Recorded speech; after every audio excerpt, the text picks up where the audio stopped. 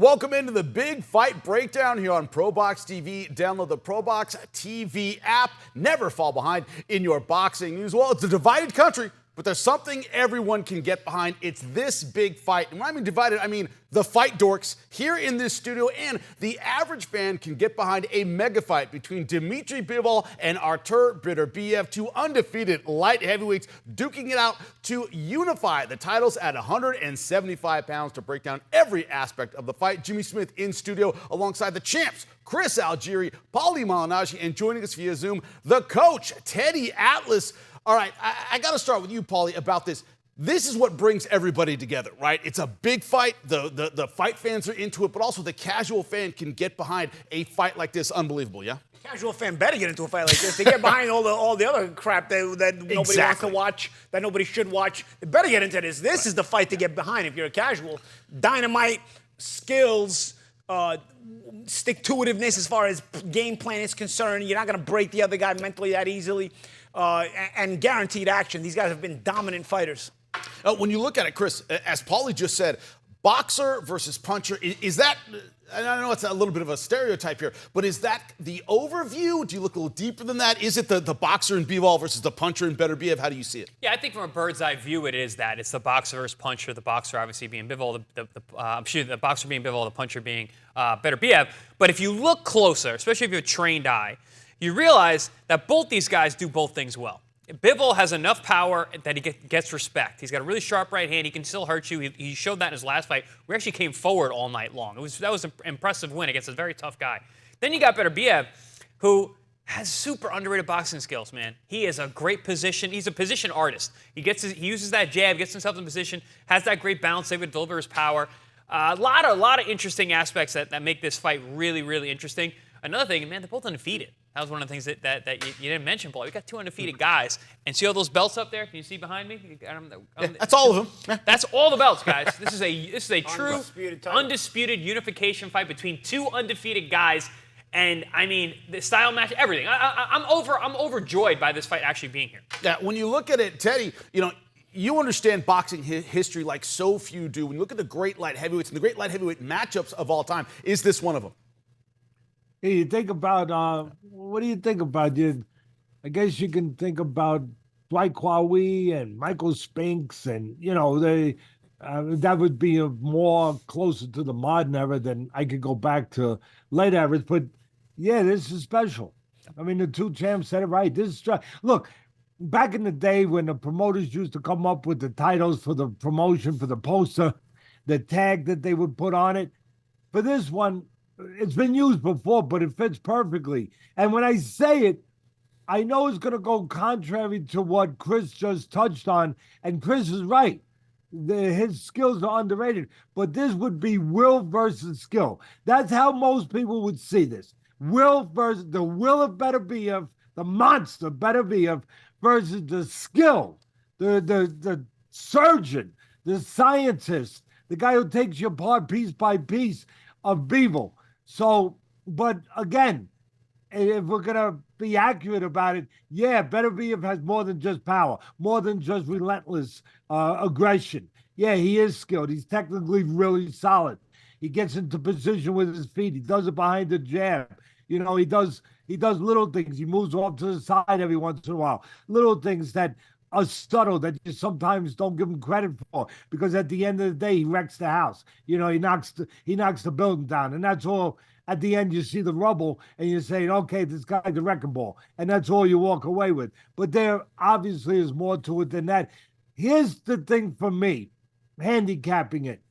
You could stay here all day about, controlling distance. Bivol has the edge on the outside, the jab, accurate punching, boxing ability. He can fight with you. He can also set traps. He can use his legs. He's more dimensional than Beterbiev. All that. Beterbiev's got to go to the body, take the wheels away.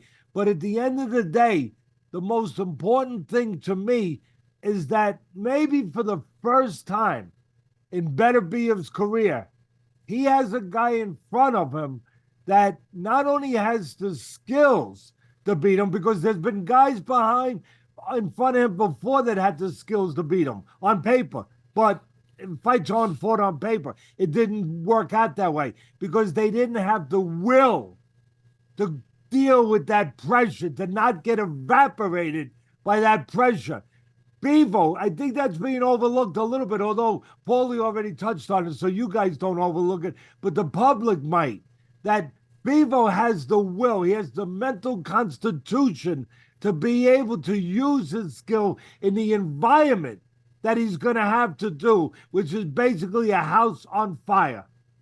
When you look at the lead up to this fight, it was supposed to happen earlier in the year, a meniscus injury to Beterbiev. Paulie, if you're going against Beterbiev in this fight, are you assuming that at 39 that maybe the wheels physically are falling off in the face of what Coach just pointed out, the pressure Bivol is going to bring, that his body might not be able to handle it? Is that a question coming in?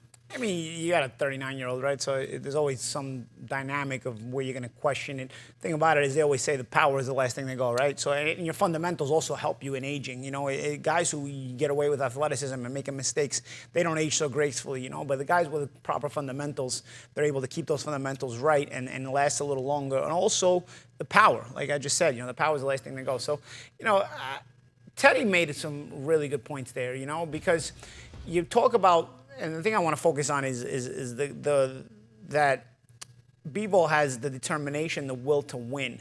With Beterbiev, we've seen him break guys' will to win.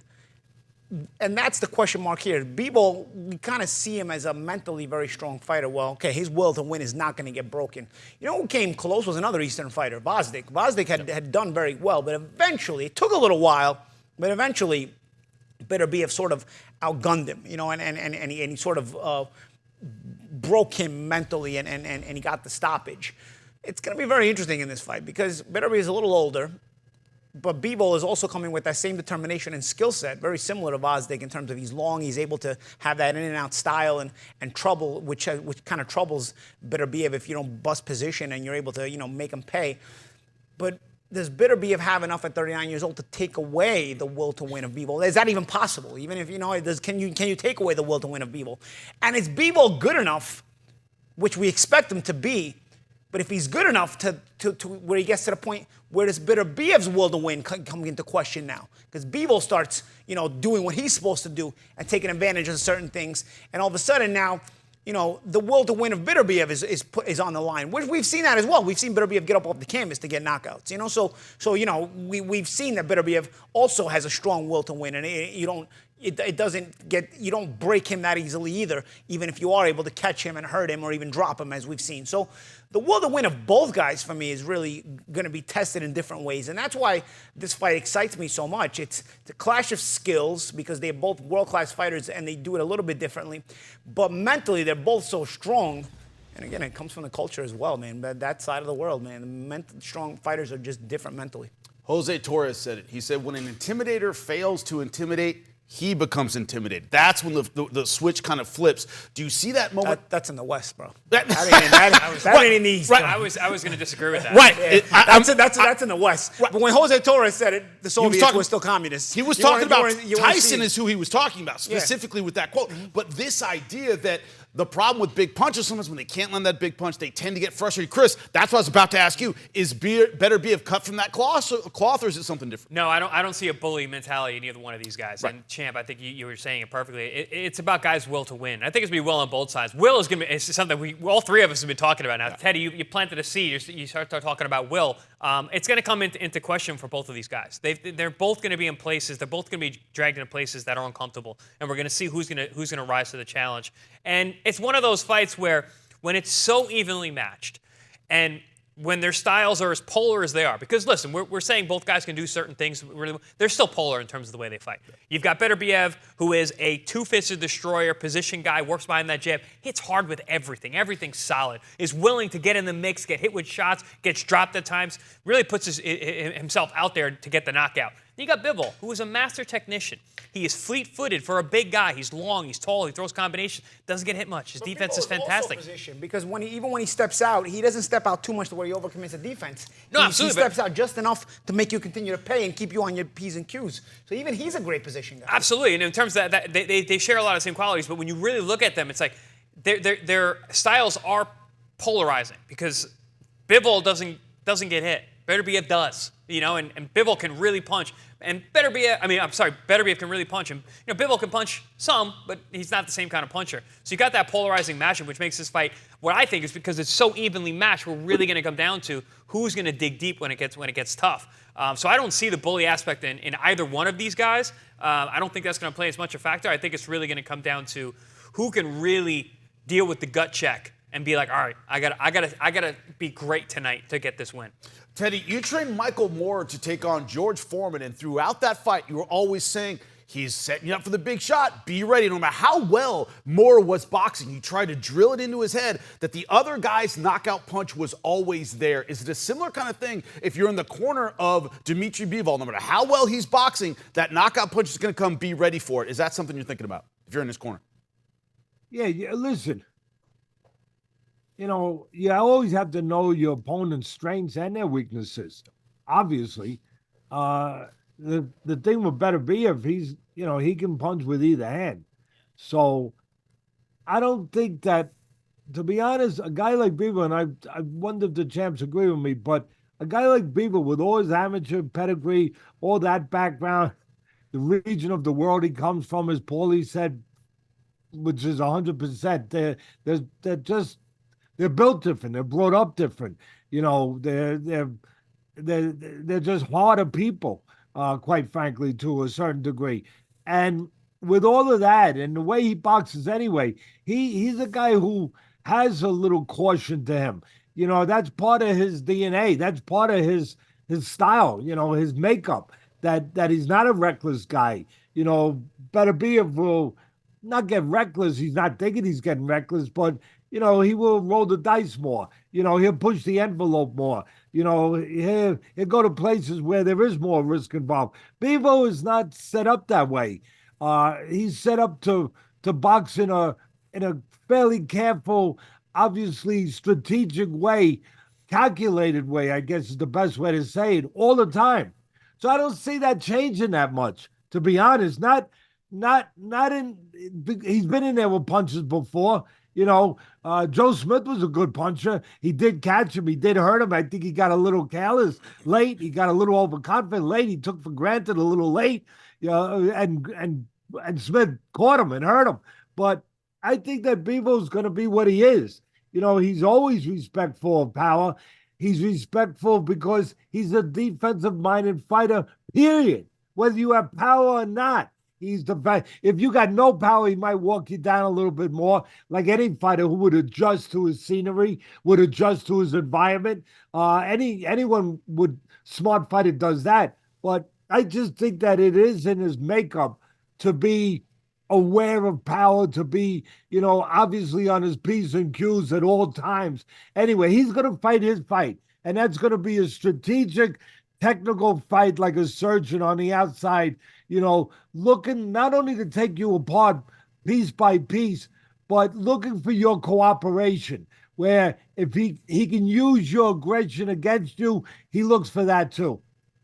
Paulie, when you look at the last fight we saw DMITRY Bivol against Malik Sanad, that was in June, he got pushed a little in that fight early. Came back, got a knockout after 9 decisions in a row. Leading into this fight, Paulie, is that an important message to send? As Chris pointed out, not the biggest punch in the world, but he can punch. If you make a mistake, he can put you on your butt. Is that a good last fight to have before this one? He'll assault you, because he puts them together in numbers. So I like how Teddy said he errs on the side of caution. But I don't want people to get confused where, you got guys that err on the side of caution, but sometimes they'll let it cost them the fight. Bivol errs on the side of caution, but he never relinquishes control of the fight. He stays active, he's cautious tactically, but he also understands that you got to be the boss in there. You got to have, like Teddy said, the attitude of a fighter, where no matter if being cautious is within your boxing style, you still have to mentally have control of the fight. And you see him do it time and again. In his biggest fight against Canelo, for example, he wasn't going to get Canelo out of there. Canelo's got a great chin. But Canelo and Bivol sort of had this fencing match mentally as well, and you could see that Bivol mentally took control of that fight. And Canelo kind of gave it up. He took it away from him. Canelo kind of backed off, couldn't remain as active as him, and allowed Bivol to just walk away with it, But Bivol was cognizant of the fact that I've got to have mental control of this fight, and by doing that, it's going to translate physically. So he's technical, he's in and out, he's cautious, but at the same time, he's not trying to have that sparring partner, journeyman / survivor mentality. He's cautious, but he's there to win. He's cautiously aggressive. Yeah, exactly. Yeah. He's smart. Chris, Smart, very, very smart, and just buttoned up and all those. And you hit it right. That's what he is. Jack Dempsey called that. It was aggressive defense, right? That's what he called it. Was Jack Dempsey was aggressive defense? Yeah. Yeah. Is it a similar kind of thing here where one of the pitfalls it's easy to fall into in a fight like this, kind of boxer versus punchers? You don't want to be Beterbiev in round 9, you're down 7 rounds, and you have to come back and your only option is power. Chris, does he have to show his power early, maybe take some early rounds? How do you not fall into that pit of kind of being outworked to the point where you're behind the 8 ball? Well, I think that, we're saying how Bivol errs on the side of caution. He's more of a defensive fighter, and his defensive numbers are fantastic. He really doesn't get hit much. I think Beterbiev needs to make contact because he's one of those guys. He's destructive. He punches you on your shoulder. He punches you on your elbow. He punches you on your hip bone. You feel those things. The guy, if you see the way he conditions his body, the way he does his push-ups on wood planks, the way that he does jumping wrist strengthening exercise, the way he deals with kettlebells, he has strengthened his body. If you look at him, he is a hard man. Like everything on him is made out of iron. I remember in the Vosdick fight, I know, Teddy, that's someone very near and dear to you. I was a big fan of Vosdick, too. I called that fight, and Vosdick came in, and I'm like, this is my guy, man. I like the way he boxes. He's really smart. He sounds really in tune. And then Beterbiev came in, and I'm looking at him, and I'm looking at his hands. They look like gnarled roots. And I'm looking at the top of his pec sticking out of his shirt. And I'm like, this guy's built out of something different. 12 rounds is a really long time to be in a ring with him. And sure enough, that's what happened in that. It's not called built out of something. He's chiseled out of something. Yeah, he's chiseled out of granite or whatever you want to call it. That dude, it's just every part of that man has been conditioned to be in a war. So for me, if Beterbiev starts touching Bivol all over, and he throws those looping shots to the side of the head. He hits you on the ear, hits you on the shoulder, punches your elbows, punches your bodies, punches the hips. He doesn't need to because he's got those hands. And he ain't apologizing either, by the way. No, he's a rough guy. And that creates mental stress, too, that can pay off later. Even if he's not landing cleanly, by doing that, you're creating that mental stress, and you sort of take away the sand out of the hourglass and see what your opponent has left late. That's what happened to Vosdick, honestly. Yeah. Vosdick was doing well early. But he's winning. Beterbiev will take what he can get because he plays the position game. He's cutting you off. He's keeping that mental stress on you. He's touching you where he can get you. Eventually, he feels like it'll start to pay off even if he's behind. And that's where it goes along the line of, does he have to land something? Does he have? All you got to do is touch you a little bit, but it'll cause mental stress. As long as he doesn't fall in love with his power early, I think we got a really good fight. You know who was a fighter, guys, that didn't care where he hit you? Rocky Marciano. Yeah. He didn't care where he hit you. Ask Archie Moore, the old Mongoose. I mean, he hit you behind the head. He hit you behind the back. He hit you on the side. He hit you on the elbow. He hit you on the shoulder. And it wasn't by accident. Because to the point that Chris, and it's a great point, is pointing out, Marciano had those kind of heavy hands. He knew wherever he hit you, it didn't have to be on the chin, didn't have to be in the liver. Wherever he hit you, he was going to do damage. He was going to weigh you down, break you down. And to Paulie's point, it wasn't just the physical breakdown. It was the mental part of it that went with it as he's hurting you to the arms, as he's breaking blood vessels in your biceps, that you're mentally being broken down, not just physically. You're being discouraged. Teddy, you're saying, how big guys hurt me with these punches? Jesus. Teddy, how important is it for a guy like that, if he's on the receiving end, to be able to ride with those shots? Because that can be dangerous, too, because riding sometimes puts you out of position, and then you lose the position 100%. Game. But is there a balance to where you can ride with those shots so that they don't do that kind of damage even when you're blocking them? Because you see these guys, they get their arms destroyed, right? Like Callum Smith did against Canelo. And like we talk about a lot of Marciano's opponents. But those guys weren't riding with shots. There's a lot of times you can ride with shots, but then the riding puts you out of position sometimes. Because sometimes you override and you go out of position. So it's such a hard thing to balance. But we're talking about subtleties at the highest level that make such a difference. I fought a guy like this. I tell you, my answer to that would be what you said. You're on the button with it. First of all, the more traditional way of riding with a punch And I tell you, Canelo does it well. Roberto Duran was a master at it, where they see the punch coming and they ride with it with their head. Rubber neck, They yep. see a right hand. Yeah, they ride with it, and it looks like you're getting hit. You see the spray. But in reality, they rode with it. They didn't get hit. The body's a little tougher. That's one where it's funny you bring it up, because I would work on that in the gym with fighters that were fighting guys that were, kind of brute type guys that come in and they didn't care where they were going to hit you. And that was going to be obviously part of their game plan.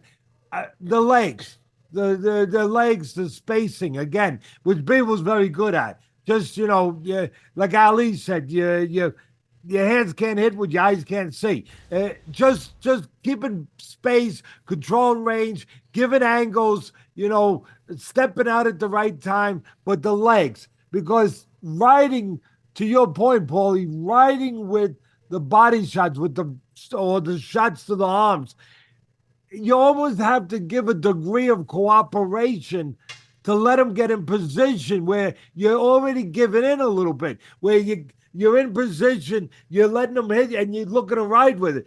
Like I said, in some ways, there's already a little degree of cooperation where you never want to cooperate, because even if the other guy don't catch you good, he's feeling better. Beterbiev says, okay, I got him in front of me. I can touch him. And to the point Chris made, if he can touch you, he's going to continue feeling like he's getting to where he wants to get to. And you don't want him to feel that way.